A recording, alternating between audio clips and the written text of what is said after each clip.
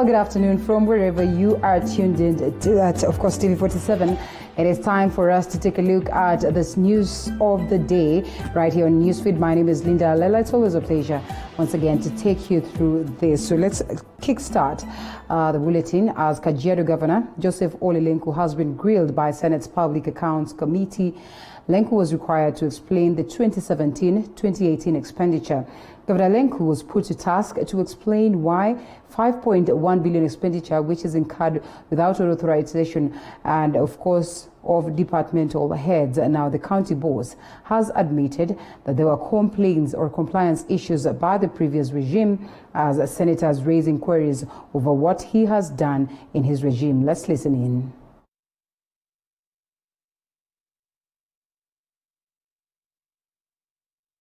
We've seen some work ongoing at the site.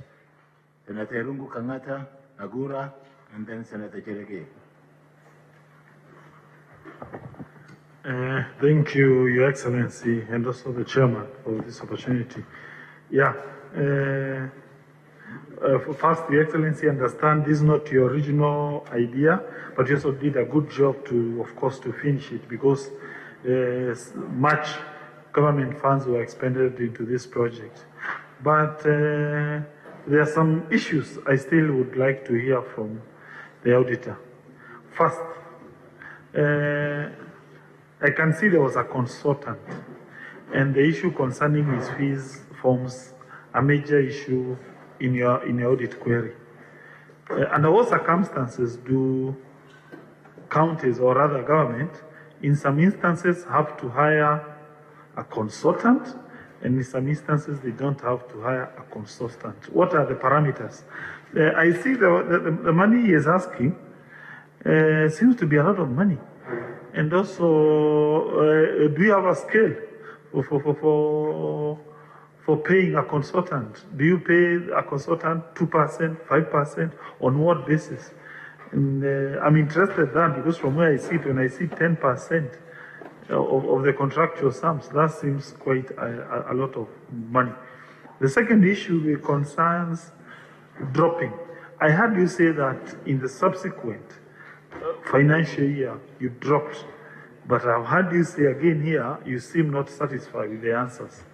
Why did you drop it? I thought where the answers still they are standing, you don't drop a query, it continues until you be satisfied. Thank you. Thank you, Chair.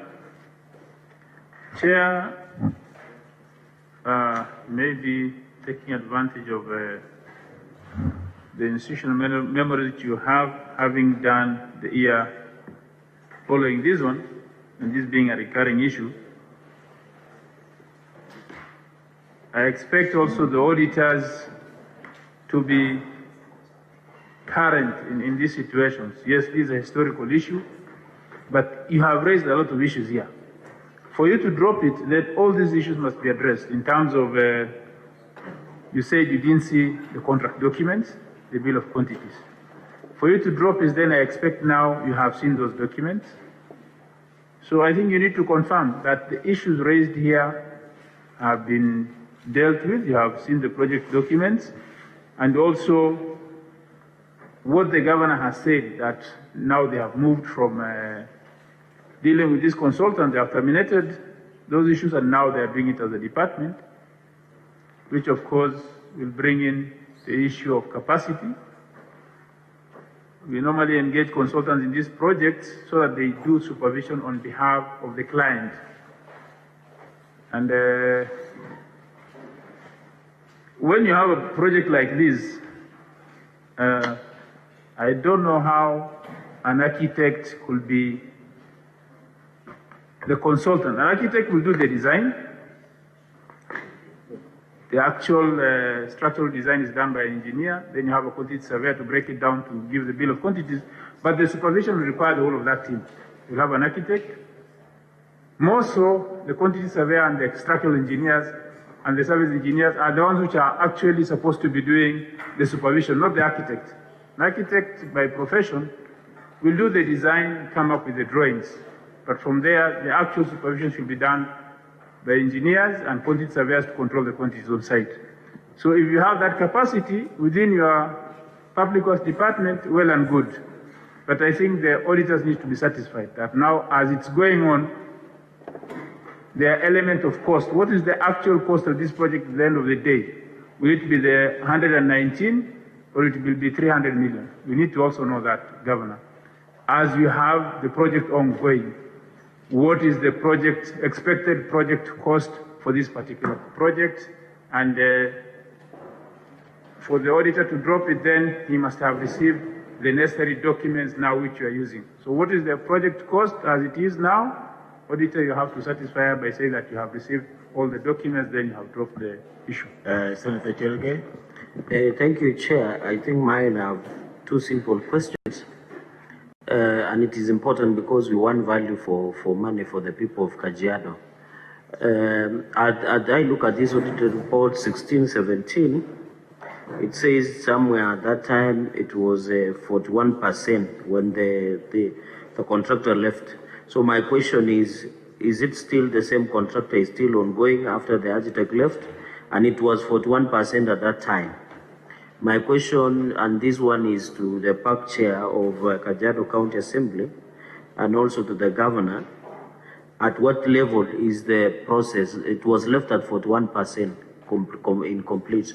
Where are we at this time? Number two, to the auditor, when you close this matter, because you have not said it is coming up again, did you do any physical verification of this project and you can ascertain where it is? Finally, Chair, I've heard Governor talking about that this library has many other things. Maybe as a point of clarification, was there at any point that this contract was either varied or changed so that it is no longer a library? Or when you are doing a contract of the library, was it, did the contents of the contract, did it include the one you are talking about, cultural center? Thank you, Chair. Finally, Governor, you are on record that you have set up a task force led by the Deputy Governor.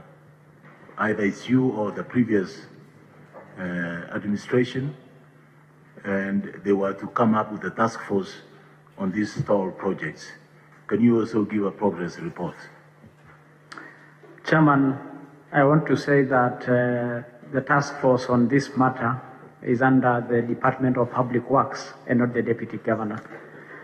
The Deputy Governor was actually heading the committee that was dealing with the verification and validation of assets of the defunct local authorities, so that was where the Deputy Governor was coming.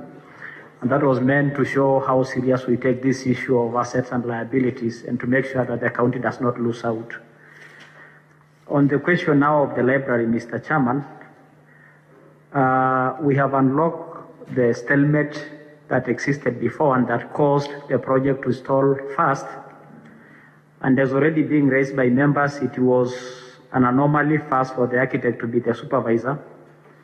And I want to confirm to you that the county government under the Department of Public Works has the necessary engineers, surveyors, people who deal with BQs and all that who deal with this project. So I confirm that now we are on the right track and we will submit document to show that we have unlocked the stalemate. The project, as I said, is huge. And I remember, Mr. Chairman, the last time we were in Senate, you were to visit Kajiado as a committee to verify and see a number of these things. There's no doubt that the original figure which was allocated will be much less than what is here, or that will complete this project. I want to ask the head of the supply chain, who is also a member of the current technical committee. All right, now crossing over to matters education and a sigh of relief as the Higher Education Loans Board, HELB, has waived the 1,000 shillings fee it has been charging for the application and processing of the non-beneficiary compliance certificate. The certificate has been hindering many job seekers from getting employment opportunities over outstanding loans.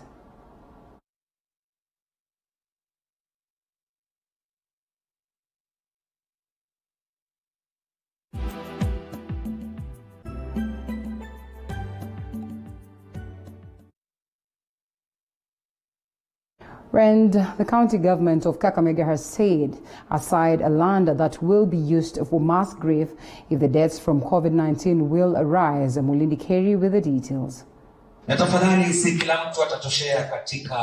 It is a move that will not go down well with locals, considering cries by the county government of Kakamega for additional funding to equip hospitals to enable them combat COVID-19. However, Governor Oparanya says it is important to prepare before disaster strikes.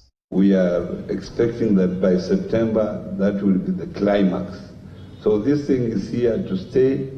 We must just be careful as counties. We have even identified land for mass graves. If people die, too many of them, we can't afford to be carrying them to their homes. We'll be able just to bury them somewhere. We have identified two parcels of land, one around here and one in the south. Vijana wanakusanywa katika sehemu ambayo ukiangalia tu unajua sasa hapa ni maangamizi. Halafu gavana anasema makaburi ya halaiki yako tayari. Naye ndiye anayesababisha mambo haya. Hatutaki kabisa kusikia mambo kama hayo. Kwa hivyo watu tujirekebishe. Majority of those traveling up country from Mombasa and Nairobi are the youths hoping to be absorbed in the Kazi Mtaani program. But Oparanya says since the relaxation of earlier place restrictions, counties have been left on their own in the fight against the novel coronavirus. But now, with the opening of Nairobi and Mombasa, we expect a spike as counties, and this has now been left to counties. If someone is discovered is positive in whichever county you are, you will be put there. The surge in numbers of the people traveling up country in pursuit for the limited job opportunities has sent shock and worries among locals.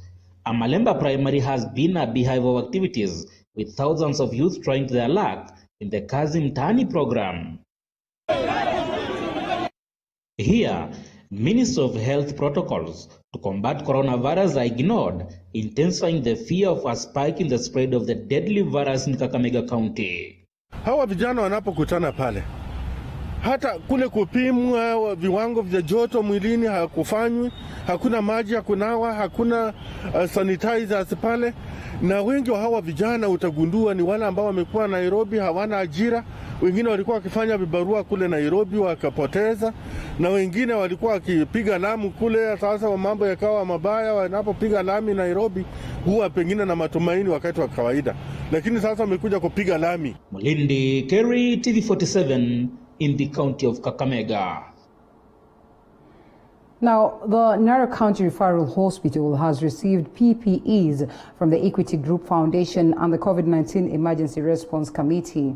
The medical equipment was presented to the hospital by Equity Group Marketing Director David Nyamu. The consignment included disposable gowns, surgical masks, and 95 respiratory masks, gumboots, among other equipments. 68 hospitals in the country have been earmarked to receive the PPEs. The PPEs were manufactured by local manufacturers with funding from the United Kingdom government.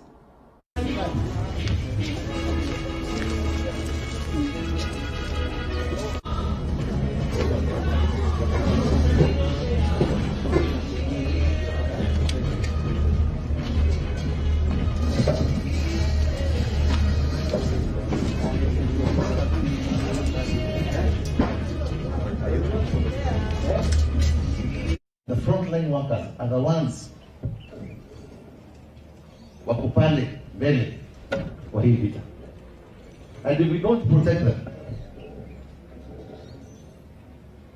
we'll be trying to cure one, we lose the other. So our initiative was specifically geared to providing these PPPs to our frontline workers all over the country. That is the stance of Equity Group. Ya pili tukaona hatuwezi kuwa sisi ni wa Kenya, tuko na mafactories huku Kenya, tuko na Wakenya ambayo wako na akili timamu za kufanya na kutengeneza vitu, na bado tunaenda kuchukua vitu huko nje. Why can't we have most of these things manufactured locally?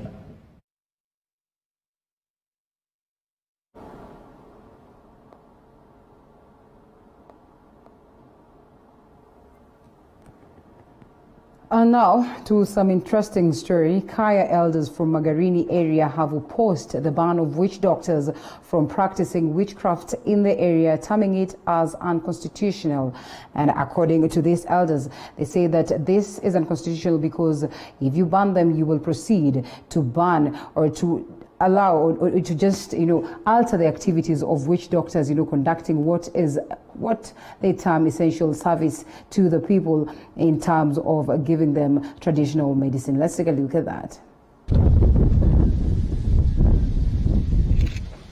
Kaya elders from Magarini area are infuriated by the ban by Deputy County Commissioner that prevents witch doctors from practicing witchcraft and traditional healing practices.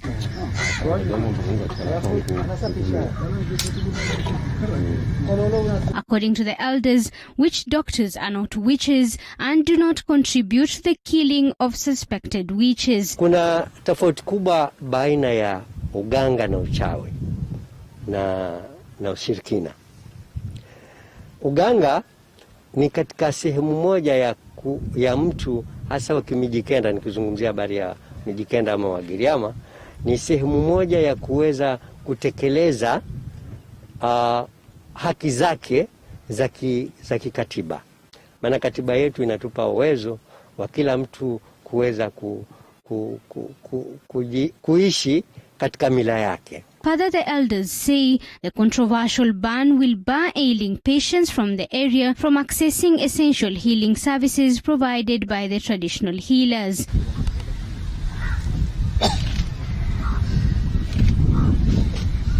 Ganga Kiswahili ni tabibu, kwa Kiingereza ni doctor. Na hawa watu wote wawili hizi sehemu tatu za watu zinafanya kazi moja, kazi ya kuweza kusaidia maisha ya mwananchi, maisha ya mwanadamu akiwa amepata ugonjwa. The elders are now calling upon the government to amend the constitution that touches on religion in order to include witch doctors as recognized traditional healers in Kenya. Ama polisi ama hata koti haijui handle namna gani, itachukua namna, itasuluhisha namna gani hii shida ya uchawi. Lakini kama wanataka suluhisho kweli, watu bado wako hapa, wazee bado wanaishi, waje tuongee, tuweze kutafuta suluhisho la kudumu.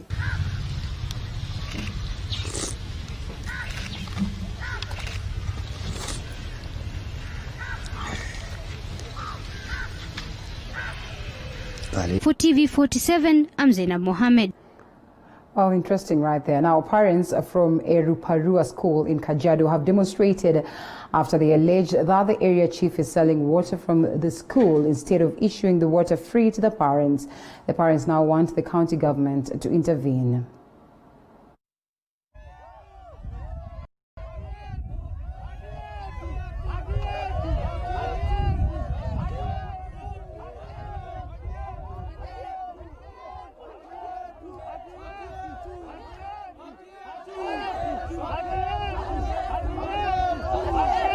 Twakomba nyinyi serikali, machifu, wamekuja kuuza maji ya mtoto. Sisi wamekataa mara 15. Ya tatu, twakomba tena, hii watu yangu wamekuja kuenda kuuza maji ya mtoto. Munya hapa dunia hii na munye sukula makataa mara 15. Wamekataa kabisa. Kuna chifu mmoja enye amekuja kutumia wakati enye tuko ya corona. Wakati yenye shule imefungwa, wakakuja kutumia hiyo wakati kuuza maji. Hiyo ndio hatutaki. Wacha maji, tumefunga maji mpaka tupate mkutano. Ndivyo watu waweze kukuja kupata maji ya halali. Tumesema hii maji ni ya sola, watu watumie wakati ya corona mpaka corona waishe. Tumesema kama wasasi wa Ilparwa, hii maji itafunguliwa. Sasa ile tumepata mkutano ambaye tutajua hii maji itafanywa aje. Hii maji ndio tunauziwa mtungi moja shilingi 20, na ni wakati mbaya wa corona, hatuna pesa na tumepewa maji bure na NGOs. Na ndio tunapigania, tunasema tunataka haki yetu. Wanasema afadhali maji mwagike kuliko wasasi wa shule watumie. Ngaria residents have given Kapseret Member of Parliament Oscar Sudi a 7 days ultimatum to complete the construction of Ngaria Technical Training Institute. The residents in a demonstration said if the building will not have been completed, they will continue with the demonstrations. They accused the area Member of Parliament for using the institute's land for private purposes. Now say that despite other technical institutions in the county being completed, the one from Kapseret has never been completed.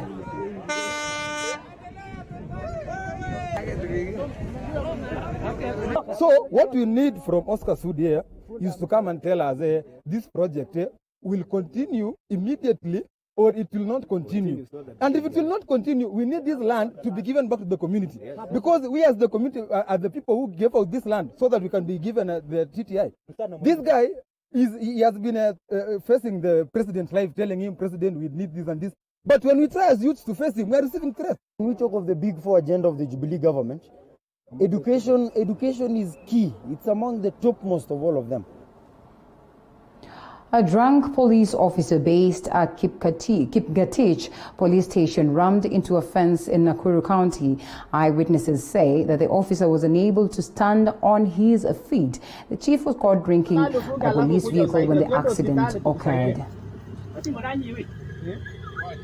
Kweli, haki unaona Mungu amekusaidia, heri tu mwingine akusaidia. Wacha.